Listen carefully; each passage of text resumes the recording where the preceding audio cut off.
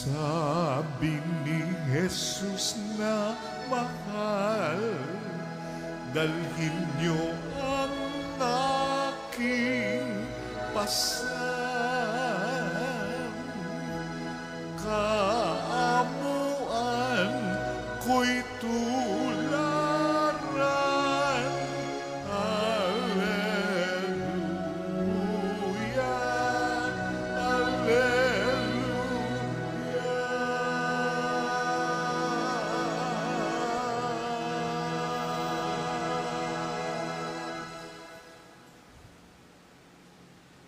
Sumainyo ang Panginoon. At sumaiyo rin. Ang mabuting balita ng Panginoon ayon kay San Mateo. Papuri sa iyo, Panginoon. Nang mga sandaling iyon, lumapit kay Jesus ang mga alagad at nagtanong, "Sino po ang pinakadakila sa kaharian ng langit?" Tinawag ni Jesus ang isang bata, pinatayo sa harapan nila at sinabi, "Tandaan ninyo ito, kapag hindi kayo nagbago at tumulad sa mga bata, hindi kayo mabibilang sa mga pinaghaharian ng Diyos. Ang sino mang nagpapakababa na gaya ng batang ito ay siyang pinakadakila sa mga pinaghaharian ng Diyos. Ang sino mang tumanggap sa isang batang ganito dahil sa akin ay ako ang tinatanggap. Ingatan ninyo na huwag hamakin ang isa sa maliit na ito.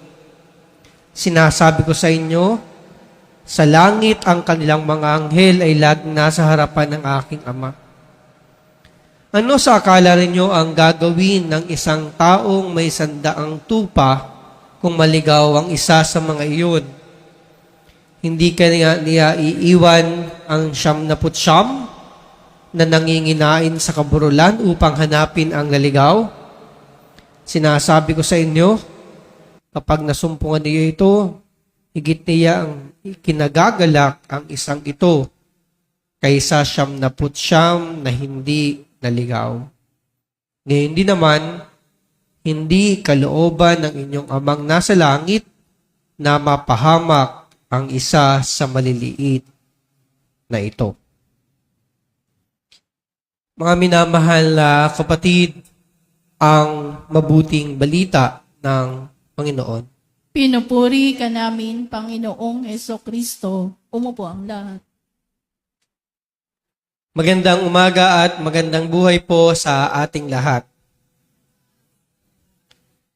Sa atin pong ebanghelyo, napakinggan natin ang natatanging pagkiling ng ating Panginoong Hesukristo sa mga bata. Preferential option for the young. May dalawang kahulugan ang bata na pwede nating pagnilayan. Una ay ang literal na kahulugan nito. Ibig sabihin, ang mga paslit, ang mga mumunting mga bata. Ang ikalawang kahulugan ay yung paggamit ni Jesus ng ibang tawag sa mga bata. Ang tawag niya ay maliliit, no? Hindi lang literal, parang si Father, no? Hindi lang maliit sa height. Kundi ibig sabihin nito ay maaaring maliliit sa paningin ng lipunan. Ibig sabihin mga dukha, mga aba, mga mararalita. At bilang simbahan, ito rin ang hamon sa atin. Actually po, noong ikalawang Konseho Plenaryo ng Pilipinas, na tawag nating PCP2, noong 1991, ang nagkaroon ng malalim na pagninilay ang mga obispo, mga pari at ilang representatives na laiko tungkol sa mukha ng simbahan ng Pilipinas. At doon ipinanganak ang tinatawag nating simbahan ng Maralita, Church of the Poor. Ang simbahan ay simbahan ng mararalita. Kaya,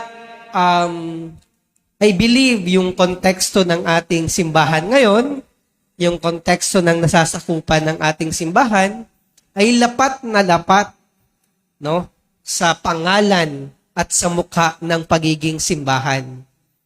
Ang simbahang naglilingkod lamang sa mga may kakayanan, ang simbahang tumitingin lamang sa mga kayang magbigay, ang simbahang nagpapasalamat lamang sa mga malaking donasyon, ay hindi totoong mukha ng simbahan.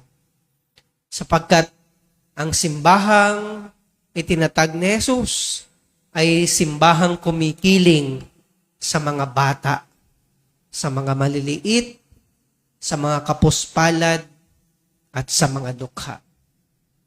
As a church, bilang simbahan, bilang mga tao na bumubuo nito, magandang tanungin din ng ating sarili, how do I treat children? How do I treat the poor, the oppressed, the marginalized?